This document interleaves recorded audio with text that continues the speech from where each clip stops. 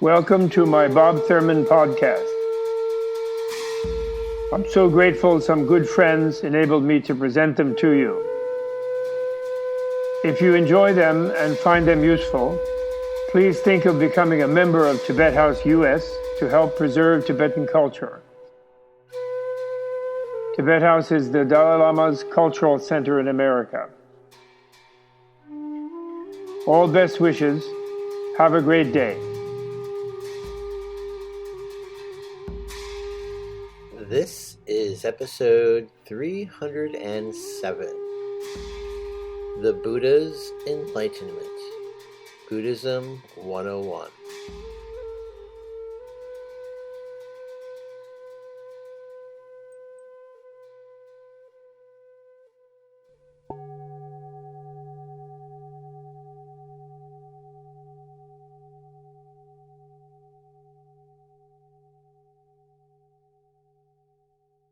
Everybody, now how many of you really need basic Buddhism? I mean, how many have never heard anything at all about Buddhism? About 4 or 5. And the others therefore must be really advanced, right? Practicing beginner's mind or something, right? Of rediscovering things. It's also, of course, it's the greatest challenge to try to teach basic Buddhism. It's like difficult. Advanced is sort of nice. You can be sort of narrow and think that you're doing something really great. Basic, you have to sort of start from everywhere. So everyone is just a few who have never heard about the Buddha. But those who had never heard about Buddhism, you know who the Buddha was. And of course, what a Buddha was is another question. None of us know that. We have to worry about that. But this is a course which it helps if people can read something.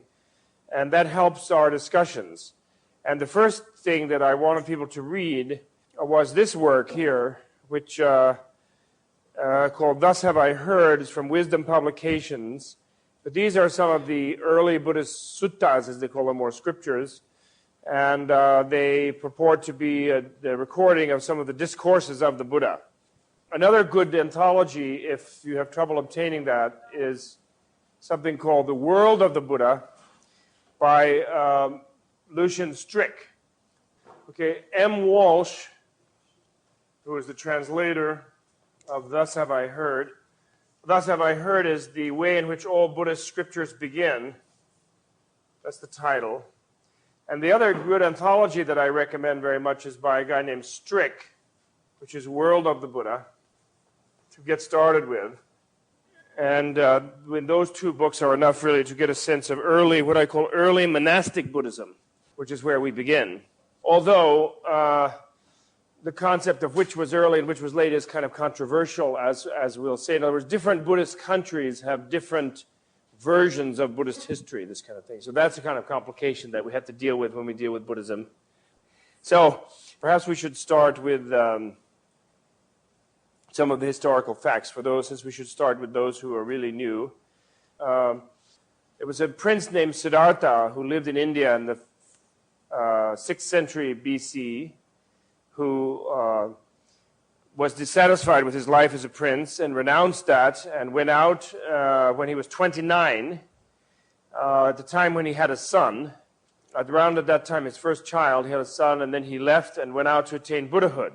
He was just about to be crowned the king of the country, and his father was very annoyed with him because the father, according to Indian social practice of those days, when you became a grandfather, you were allowed to retire from the world and go, and that was your retirement pension plan, was the grandson.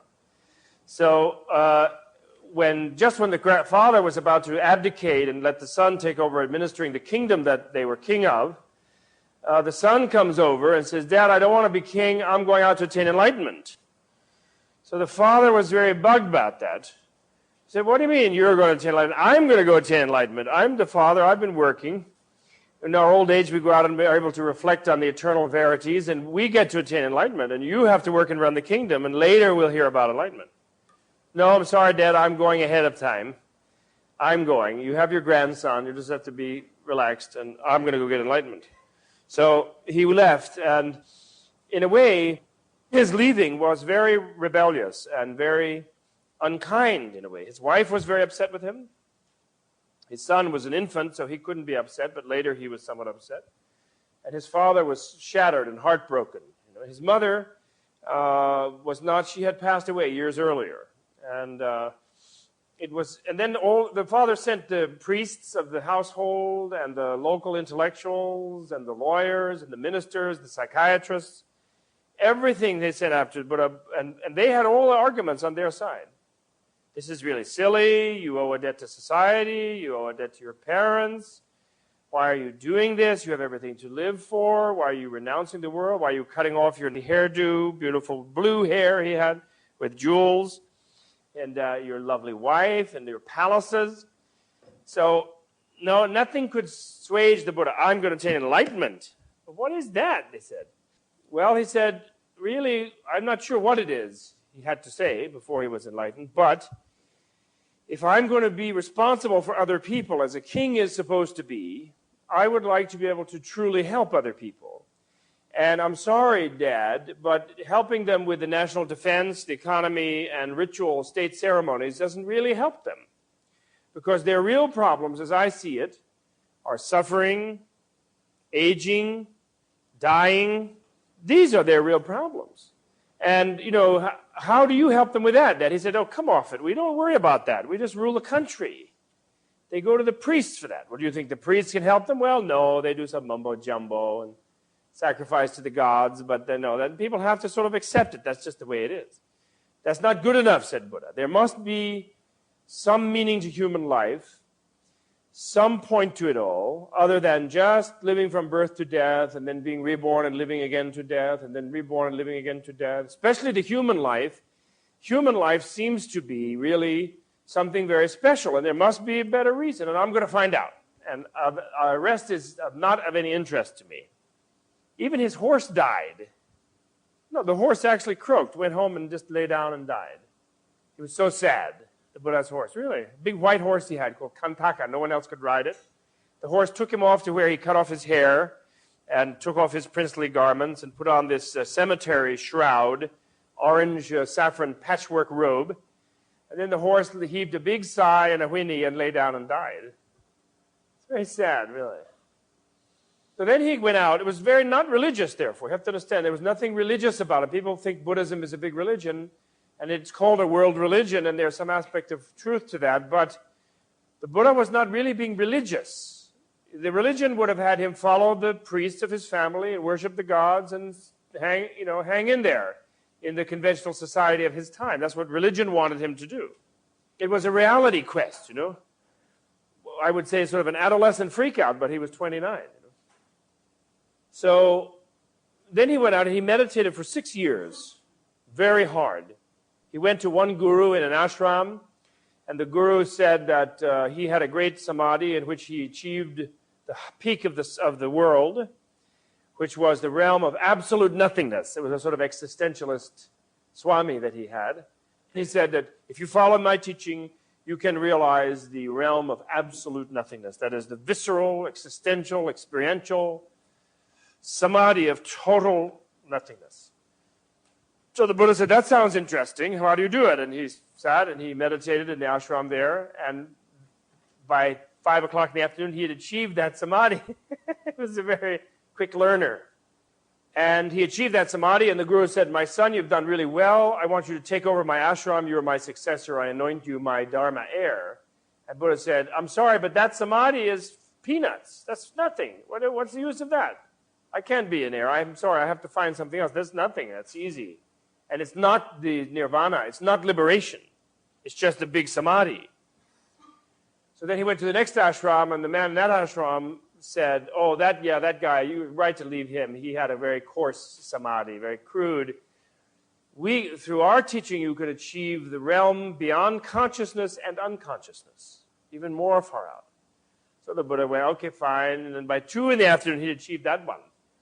Again, he was offered the ashram. Again, he said, forget it. This is too boring. It's nothing. He left that, and he came back, and then he left all the gurus. He said, apparently this is the greatest ashram, the greatest guru, but these people don't know. So then he went off and he practiced asceticism. He ate a grain of rice a day, it is said, for 6 years. And there's some wonderful sculptures of the Buddha from later eras. showing him looking like the Christ a little bit, actually. They're the sort of the most Christian type of Buddhas that you see, because he looks very, very racked and tortured. His ribs are all sticking out. You can see his backbone through his stomach. His cheeks are drawn in like that. He looks really like a skeleton. It's some amazing sculpture, particularly one marvelous. The Gandhara people, with the Greco-Roman techniques a few centuries later, made really fantastic ascetical Buddha sculptures. And there's some things happened. His mother came to him from heaven and said, "My son, why are you ruining your life on top of having destroyed your household? You're now ruining your body and you're going to die." He said, "No, don't worry, Mom, I won't die. Not only that, but I promise to come and teach you in heaven as soon as I attain enlightenment." So she sighed and she went back to heaven. Finally, when he was 35 years old, he renounced asceticism. He decided that also wasn't really very useful. He'd done all these samadhis and he developed tremendous, what they call in India, tapas, generated sort of psychic heat and kind of almost magical power. And he decided that also was useless. It was still a sort of preoccupation with mental states and with meditation and with spiritual yoga and things like that, and that was not still the way. So at that time, it is said that this cowherders came and offered him food, which he ate. And the moment he ate this food, he filled out completely. That's a myth, a story. And he turned golden. He completely started radiating golden light. And immediately his friends, he had these 5 ascetics who were living with him, and they completely dumped on him. They said, the Buddha. Shakyamuni Siddhartha was his name at that time, Siddhartha. But Siddhartha is a cop-out. He has no guts, no more. He didn't do asceticism. He ate food given to him by a woman. So they said, "Let's leave," and they left him, abandoned him. And then he went, took a bath, first bath in 6 years, and he cleaned his garments, and then he sat down under this tree, and he said, in a place called the Diamond Throne, still there, in a place nowadays called Bodh Gaya, and he sat down under this Bodhi tree, or this kind of giant fig tree, and he said, "I won't move from here until I have attained unexcelled perfect enlightenment." And he sat there, and he sat through a night and a day, apparently, during which time the devil came to see him, Satan, or actually the prototype of Satan, scholars say. They didn't have Satan in the old days in the West Asia, in the Palestine area. They borrowed him from India. But he had Satan in India for some reason. His name was Mara, was his name. And Mara came, and Mara first sent great armies to attack him and threw boulders and dropped Mount Everest on his head and did all these things. And he ignored all of that, apparently. He was armed against it by his deep meditative ability. And the next Mara sent his daughters, 12,000 goddesses, to prance around and try to get him attracted by it. If fear wasn't going to do it, then lust would do it. And they didn't appeal to him, apparently. And so, but he was friendly to everybody, but he didn't budge. So then finally Mara came to him and tried to outwit him in a dialogue. And he said, what is all this fuss about being an unexcelled perfect Buddha? I mean, what is this? Are you going to say, you're telling me you're going to save the world or something? I mean, aren't you a little bit self-important? Aren't you a little bit arrogant? I mean, what is this? I'm going to be a Buddha, I'm going to know everything. I mean, what's your right to be a Buddha? What right are you going to proclaim that you're the Buddha? Mara said to him. Sort of catch him with the sin of pride, right? Was the idea. So the Buddha responded, he said, "Well, actually, Mara, you're quite a cheerful-looking devil there, aren't you? I mean, you have really nice horns." Actually, Mara in India doesn't have horns. He's very elegant. He's kind of like a Cupid type of figure. And he has a bow of flowers, arrows. He shoots people, they fall passionately in love. And he has a pleasure paradise. He doesn't live in the underworld. So he's a little different in India, a little more sexy, than the Judeo-Christian one. And but he said, anyway, you're the king of the Maras. You're the top-fold tempter in the universe. And how did you get to be a top-fold tempter? And I'll tell you how you did, said the Buddha, because the Buddha had achieved the knowledge of all beings' former and future lives already during that night. And he said, one time when you were in hell, and you were a lowly sort of, demon, garbage collector type, one of the low demons, you were torturing some people along with your buddy, sticking pitchforks in them, whatever, at that time you were working in the underworld, and you had and you were drinking from your canteen between shifts of torturing people, and you noticed one of your buddies was thirsty and his canteen had run out. So without actually a selfish thought about or trying to sell it to him or anything, you actually gave him a drink. A tiny thimble full of water like that. You said, here, have a drink to your friend. And from that single act of generosity, of altruistic generosity, the merit has built up slowly where now you're the king of the devils. So Mara was impressed. He said, you know that. Because Mara, being a god, also had this kind of clairvoyance. And he said, and then Buddha said, now just you did that one deed, and I'm the Buddha, and I did millions of deeds like that in previous lives. In some life, I gave my whole country away to people. Some lives, I gave my body to be eaten by cannibals. In some lives, I gave vast wealth. I gave my children, my wife, my husband. I gave away everything so many times, and I did so many virtuous actions that this has built up to the degree where now, in fact, it's allowed. I have the right to be a Buddha. So then Mara said, well, who's your witness? You're just claiming that, but how can you prove it? You remember, you're my witness, because you knew my deed, Mara said. But who's your witness? So the Buddha then touches the ground. He said, Mother Earth is my witness, he said. Because all these lives I lived on Mother Earth, at her breast. So he touched the ground. If you know those statues of the Buddha sitting, they show his right hand usually like this over his knee. He's not scratching, really. He's touching the ground. And then Mother Earth jumps up in the form of 16 emanations of Mother Earth jump out, standing in the trees, and they begin to recite the former lives of the Buddha. It's called the Jataka lives. And as soon as Mara began to, it's sort of a multimedia show, actually, where the Buddha was a deer and he fed himself to this hunter, and when the Buddha was an elephant, he gave his teeth to that hunter, and when the Buddha was a person, he did this.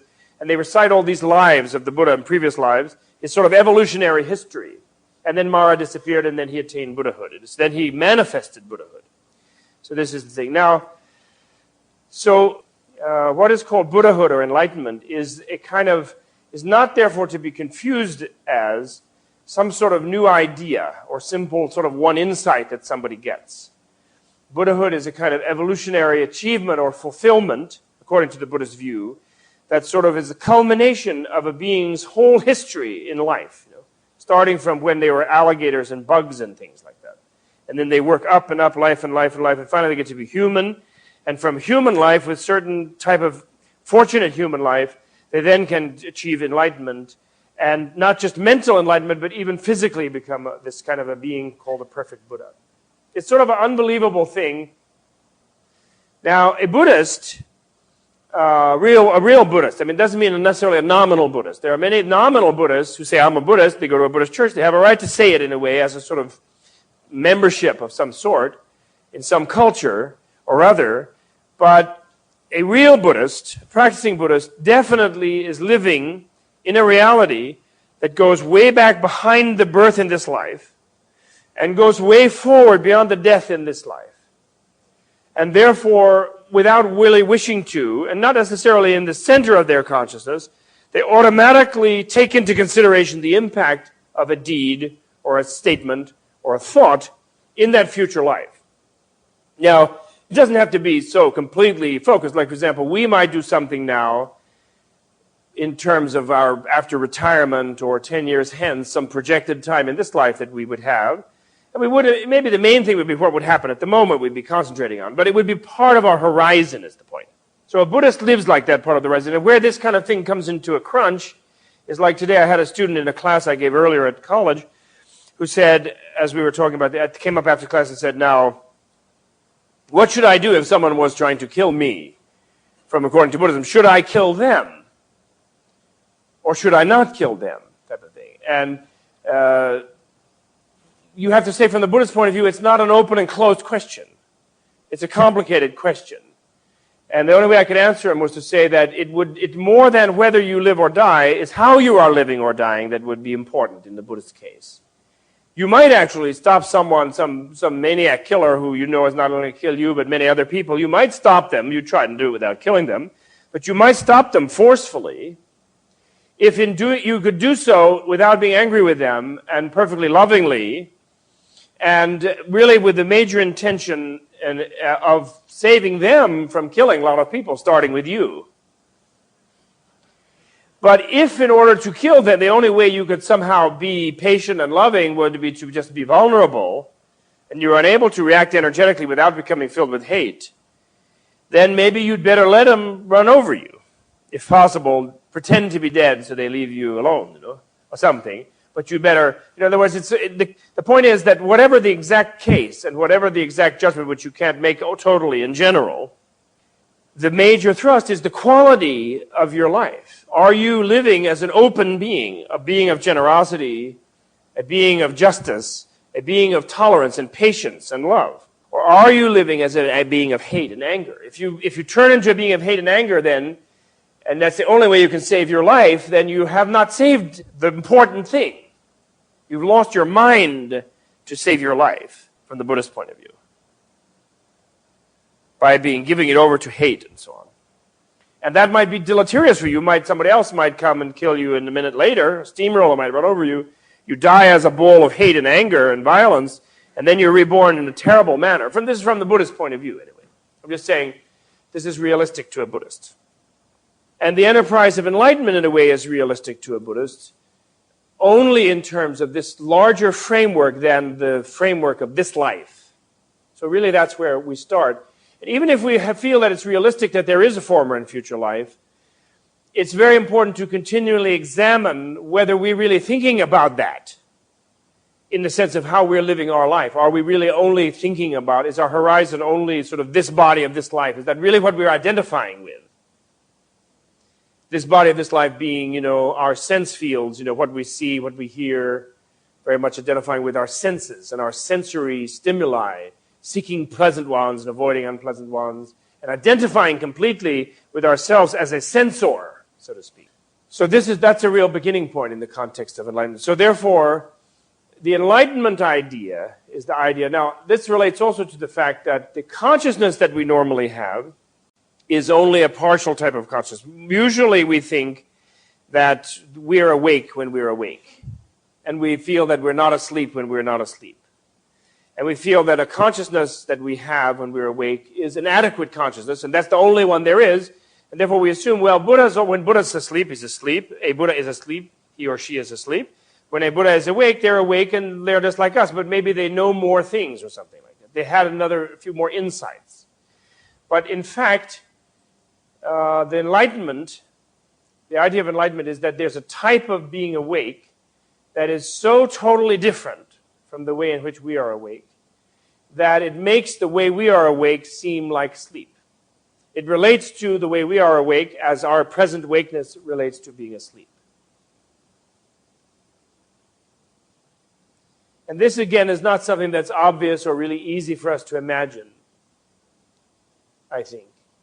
We kind of think that enlightenment, but enlightenment is also sort of insight. So it's not that it is not insight. So it is not that we should assume that we are not enlightened at all if we're not sort of buzzing all the time or something like that, or seeing out of the back of our head or something like that. We should not over-reify it in a way into something totally alien from our consciousness.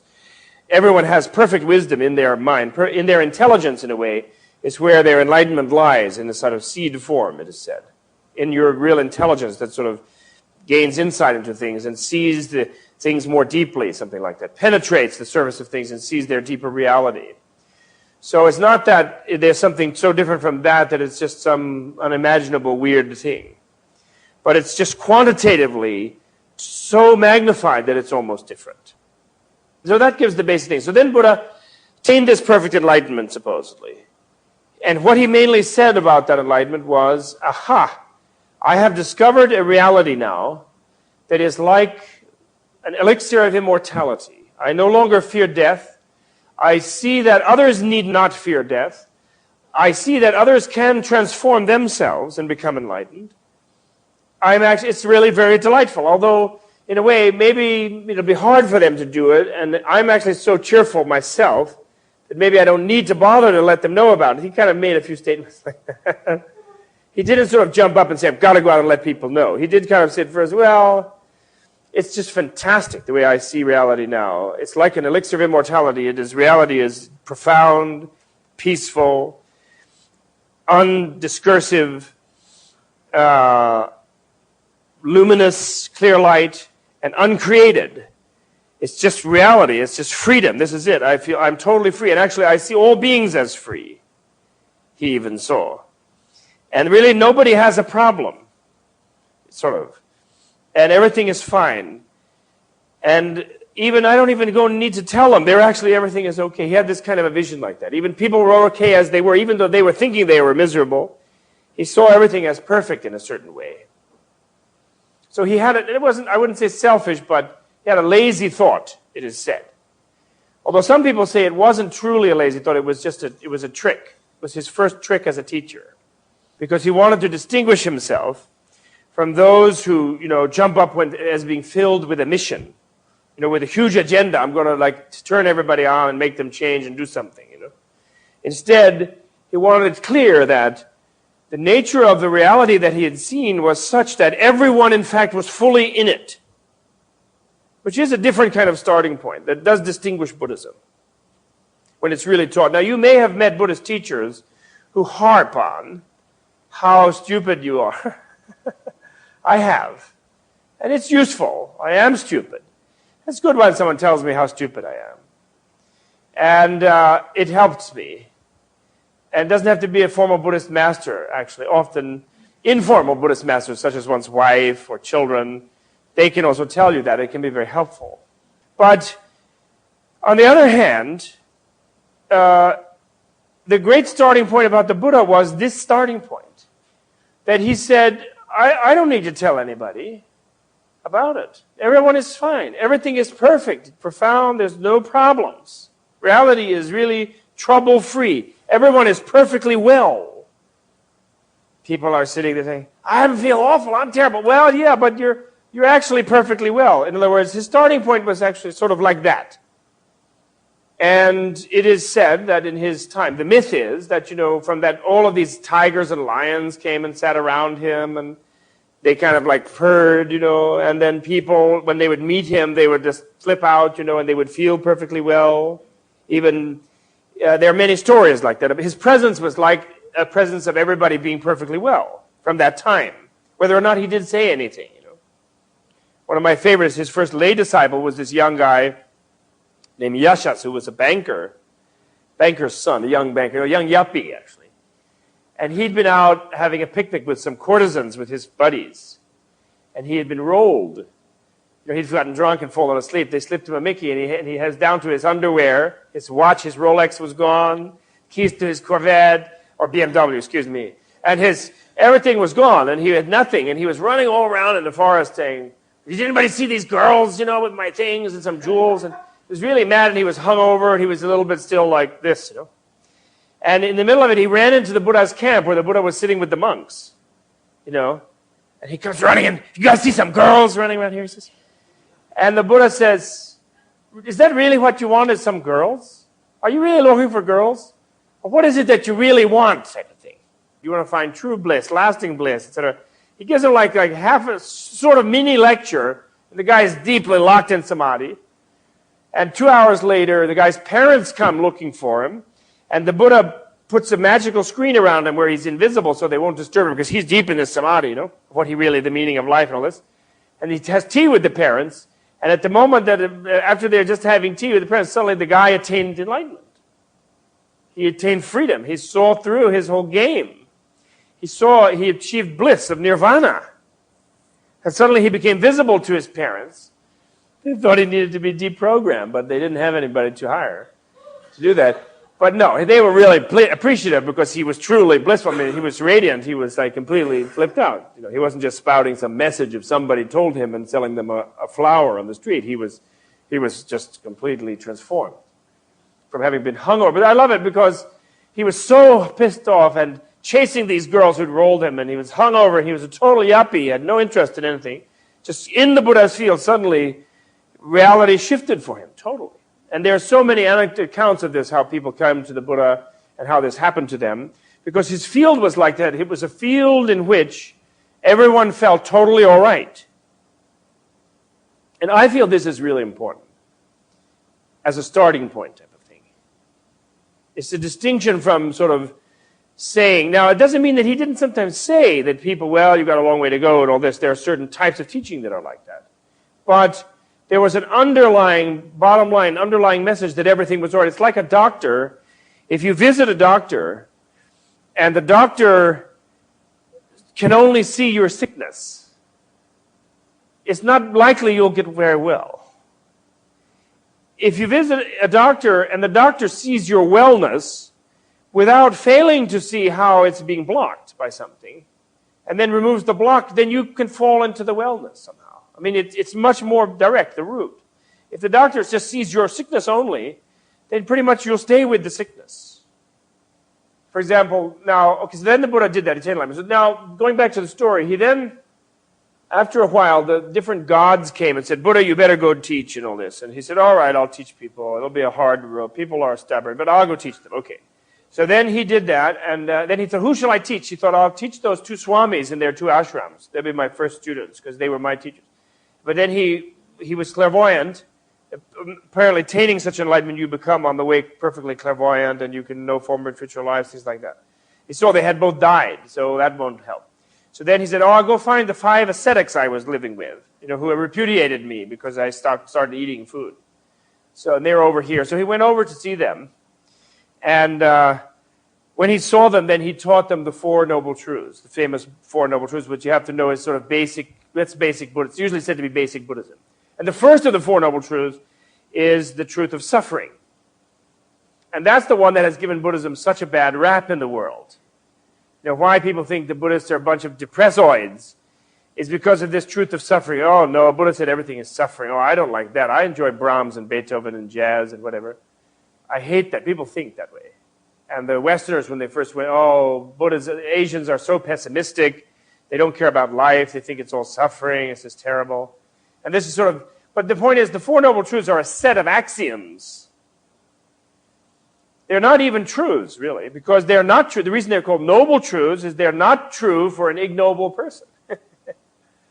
For a person who is not noble, which I'll explain what he means by noble, but a person who has not achieved a certain level of enlightenment, all things are not suffering. They think, when I have ice cream, I think it's not suffering. I enjoy it. I think it's happiness. But for an enlightened person, even that is kind of suffering. They're aware that it's suffering as appreciated by, compared to the bliss of enlightenment, in a sense. So, there are 4 axioms, and the 4 axioms are that all contaminated things are suffering. A special expression, contaminated, is very important. What causes them to be suffering is that they are created by addictions. I think the best translation is really for klesha, is really addictions, and actions dominated by driven by addictions, addictive actions. The third noble truth is that there is a freedom from such a suffering. Freedom is announced from such a suffering. It's possible. It's present. And the fourth truth is there is a path to that freedom, out of the suffering, to that freedom, to that perfect bliss. So if you take the 4 as a whole, which people tend not to do is the problem, you see that the real announcement of the Buddha, the real announcement that he made in the world was freedom. Nirvana, happiness. And that's why he was happy. He was a very happy guy. He smiled and he said everything's all right, and then the flowers bloomed out of season. And it was really quite an experience to hang around with the Buddha. People used to run after him. They used to have carriage races to get to see him when he would go to a town, since he had the principle that when he would go visit a town, he walked everywhere. The first person to invite him to stay in their yard or wherever he would accept their invitation from whoever they were, man or woman, high or low, whatever caste, he would accept the first invitation. And so they would race. When they would hear Buddha was coming, they would have races from like Gold Rush. They'd racing after the Buddha. They'd come charging out of town to see the Buddha. And then he would go with whoever first invited him without discriminating. And he announced, he said, the gates to nirvana, to freedom, are flung open. I have discovered the path where human beings eventually can free themselves from suffering. By discovering the causes of their suffering, by putting a stop to those causes, and by contributing to the causes of their freedom, every being can become free. This is the good news type of thing. So, and that's really why Buddhism caught on, you could say. It had a most amazing experience, Buddhism did. It never was spread by a military crusade. It believed totally in nonviolence. It eroded the different countries it lived in as far as their, sort of defense strategy. it was in a way bad for countries politically, Buddhism. It created a large surplus group of people who were non-productive economically, who were monks and nuns, who just were, what are you doing? I'm attaining enlightenment. Plant some rice. No, I won't plant any rice. Give me free lunch. Oh, okay, here's free lunch. If you don't give me free lunch, I won't eat. I'm going to attain enlightenment. Thousands and thousands of monks and nuns started doing this in all of these countries. So it's a wonder, it's actually amazing that it spread so widely throughout Asia. It's partially attributed to the wealth of Asia in those ancient days. But in general, it is amazing. It's because there was such a happiness radiating from the people who discovered it, from the men who taught it, from the men and women who succeeded and taught it, and the fact that this could be achieved so, in a way, relatively easily was at the core of it. Now, and he worked for 45 years in his life, and he taught a lot of different teachings, and many even levels of teachings. And he taught sort of individual, renunciative type of teachings for people to sort of drop out of society and become monks and nuns. He taught messianic type of social gospel type of save the world and get out and rebuild society, and ethics, sort of general social ethics type of teachings known as the Mahayana.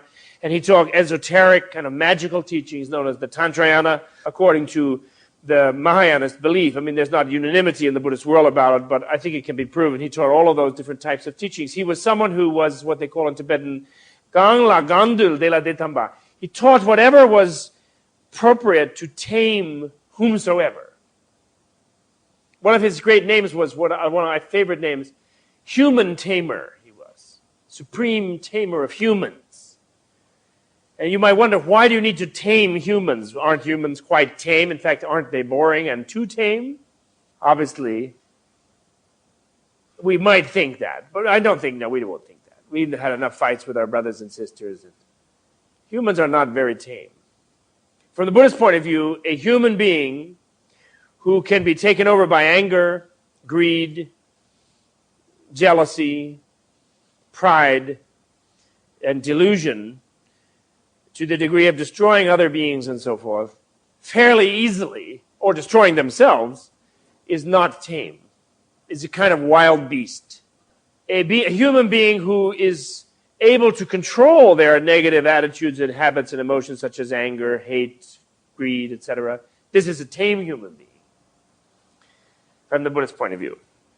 Okay, let's come back. Now, that gives us sort of a little sense of it, how it worked. This was the same time, mind you, when Socrates was in Greece, Zoroaster in Persia, approximately, Confucius in China, Lao Tzu. And, you know, Socrates was given hemlock for just even suggesting to people should drop out and think about the eternal verities. You know, they poisoned him, the tyrant of Athens. Confucius never had a job. He had to teach in his little house. He never even had an open center he could go and teach in. The Duke of the King would close down in a sort of open center in China because he wanted every military person in business. He wanted women producing children and planting rice, and no baloney about this philosophy stuff. And nowhere in Eurasia did anybody tolerate these same kind of people, which Confucius was just like Buddha, really, trying the same thing, and so was Socrates. So was Isaiah in the Judaic world, and so was Zoroaster in the Iranian world. And the kings would bust them immediately. Somehow in India, Buddha was able to start this vast movement because of the greatness of India. But now, I want to come back to the core of it, though. I think that's very important. Now, what is the core? Now, another way he called his core insight, or sort of the real axis upon which his universe changed, transformed itself during the time of unexcelled, perfect enlightenment, he called it selflessness, anatma. This famous expression, he realized this thing called anatma. Now, the word atma means self. And it can mean soul in a way, and sometimes. And so it has been translated soullessness. And many people thought that the Buddhists had no soul. And this was very puzzling because the Buddhists believe in former and future life, and if there's no soul to be reborn, how can there be former and future life? So in fact, they do believe in a soul, and it's not correct to call this a soul, but self is good. Selflessness was his insight. Now, what does that mean, selflessness? Do you think it meant that what the Buddha realized was that he wasn't there at all?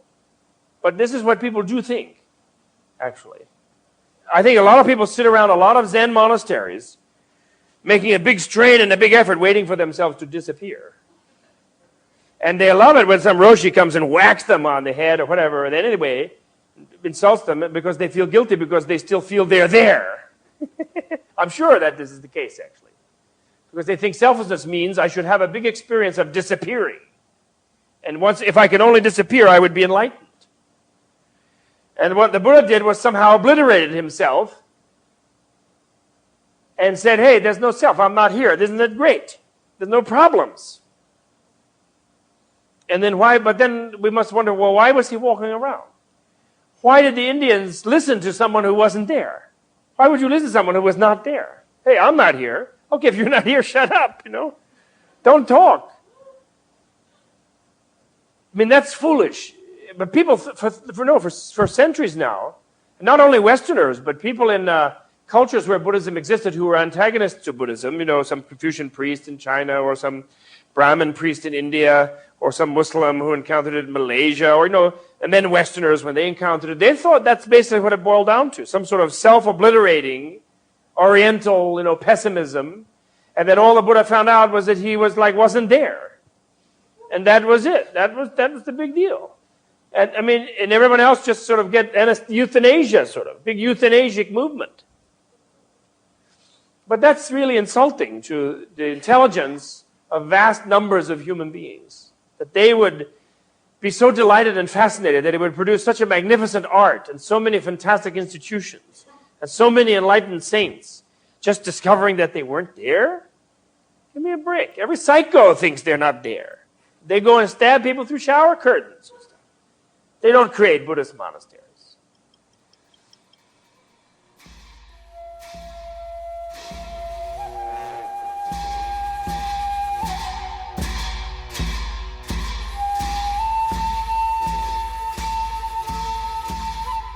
The Bob Thurman podcast is produced through a Creative Commons No Derivatives license.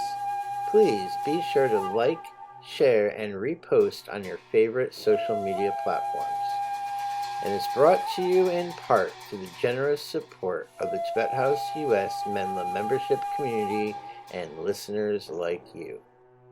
To learn more about the benefits of Tibet House membership, please visit our websites at thus.org, menla.org, and bobthurman.com. Tashi Delek, and thanks for tuning in.